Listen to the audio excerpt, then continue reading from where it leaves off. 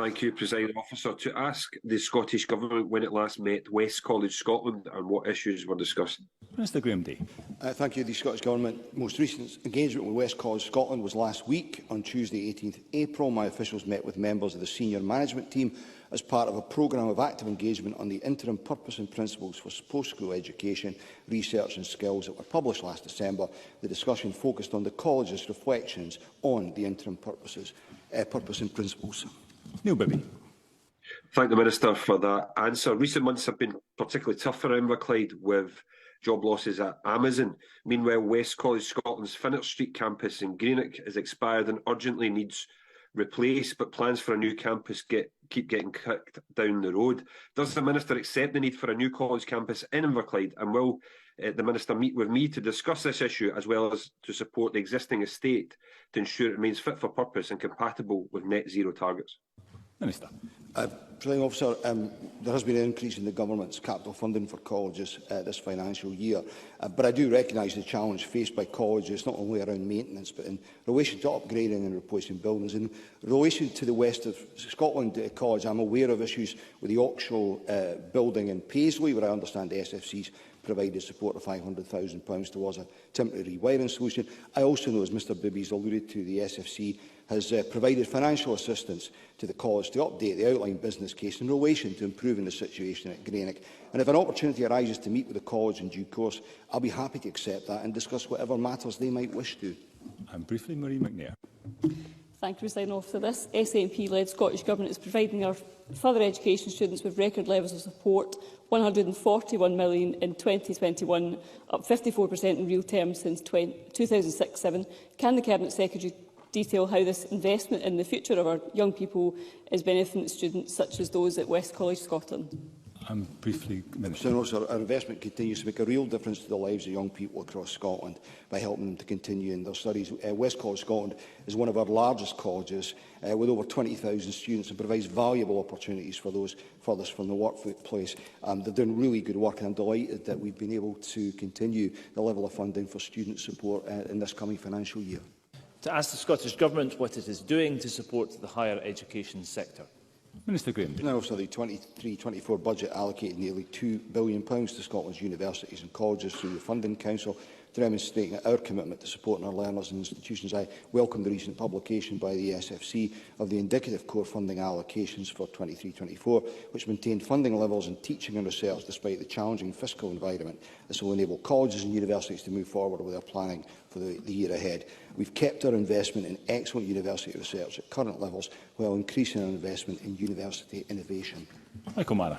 The Minister must be concerned to hear the reaction of Professor Dame Sally Matchstone to the figures that he lays out, raising concerns that this Government's approach to higher education represents, and I quote, managed decline. Yet with a flat cash budget for universities, loosely termed transformation funding, failure to invest adequately in research, excellence grant, under this Government, managed decline is what we are seeing. Can the Minister define today what the £20 million of transition funding will be spent on, and what will this Minister do differently from his predecessor to arrest that managed decline? Minister. As Mr Mara is well aware,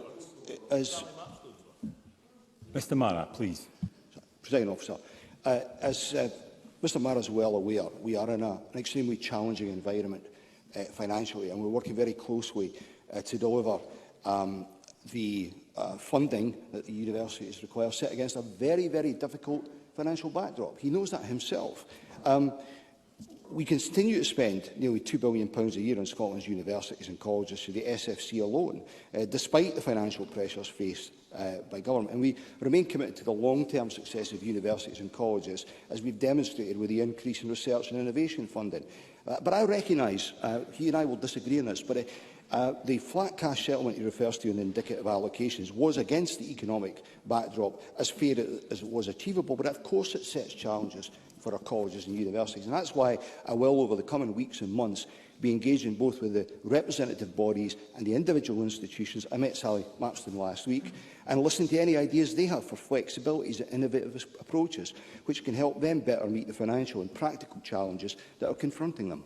Thank you. I've got a number of supplementaries. I want to get through all of them, but they will have to be brief, as will the responses. First, John Mason.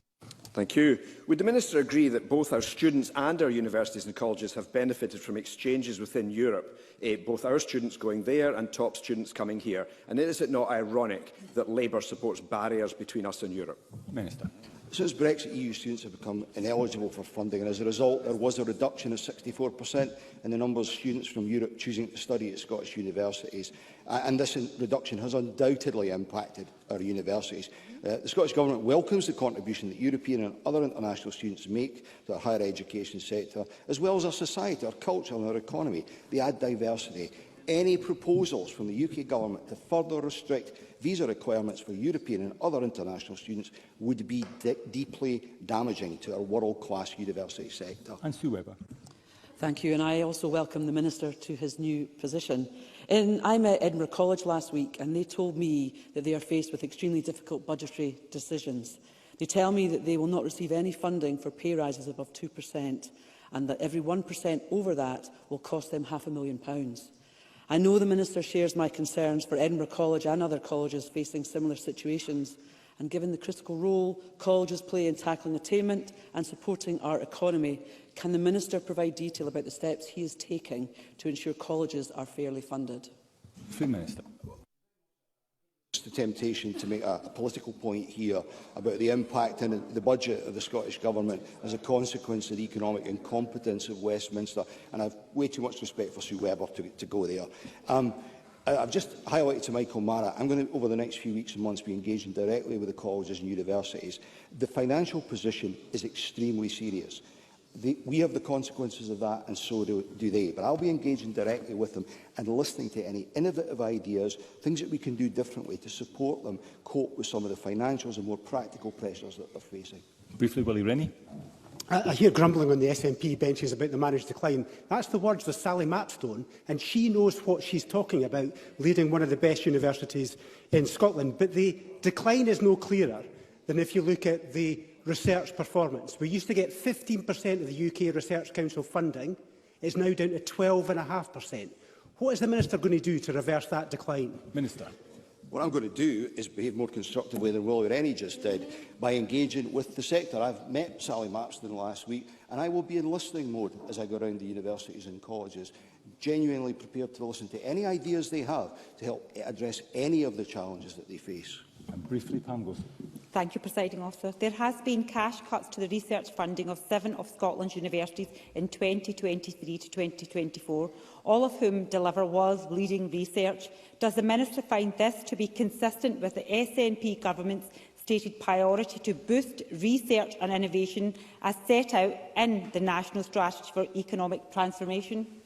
And as briefly as possible, Minister. Yeah, I'm not cited on the specifics of individual universities' allocations, so with respect, I'm not going to go there. I'll tell you what, it is consistent with the financial position, the challenges that we've been set by your government in Westminster because of the economic Presiding Officer, the Conservative government in Westminster because of the economic incompetence of Liz Truss and Kwasi Kwarteng. Question 5, Mark Roscoe. To ask the Scottish Government what its response is to the announcement of the Scottish Funding Council's indicative budget allocations for 23-24.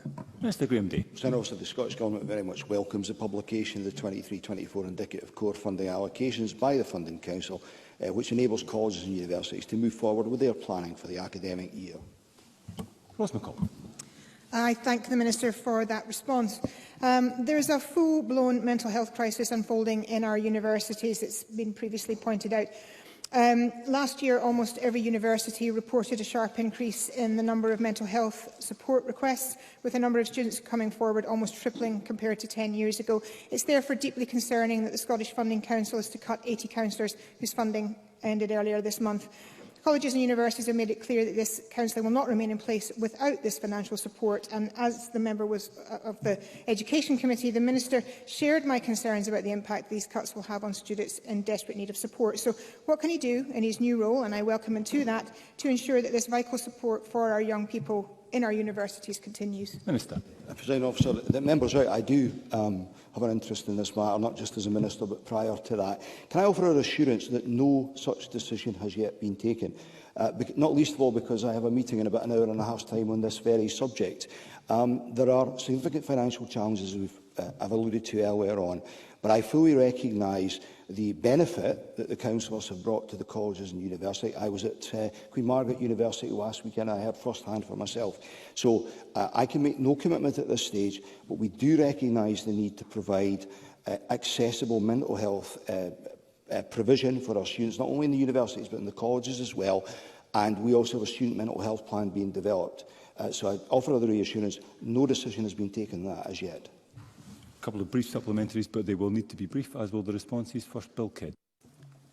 Thank you, Presiding Officer. The latest higher education student stats show an increase of 31.4% since 2006-07 of Scottish domiciled full-time first-degree entrants at our unis. Can I ask the Minister what link he sees between this increase and the decision to introduce free university education by scrapping graduate endowment, and which party was it that did this? Briefly, Minister. Presiding Officer, bearing in mind your instruction at the end of this, there self-evidently is a link, and if memory serves, it was the SNP. Thank you very much. And Pam Duncan-Glancy, very briefly. I thank the Minister for the answer to those questions and welcome him to his role.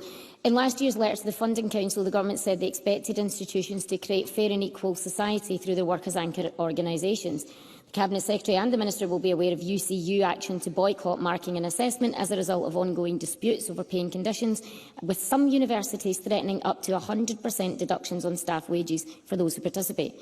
So can I ask the Minister to confirm whether he considers those pay deductions to meet the expectations of the Government, condemn it as an attack on workers' rights to strike, agree to write to institutions and remind them of their fair work obligations, and finally accept 13 years of cuts? Ms Duncan-Glancy, Minister. Presiding Officer, apologies. Briefly, it is a matter of concern that this dispute has arisen. As recently as last week, I was at Queen Margaret University. I met the lecturers. I also spoke to the principal there and made the point that this needed to be addressed.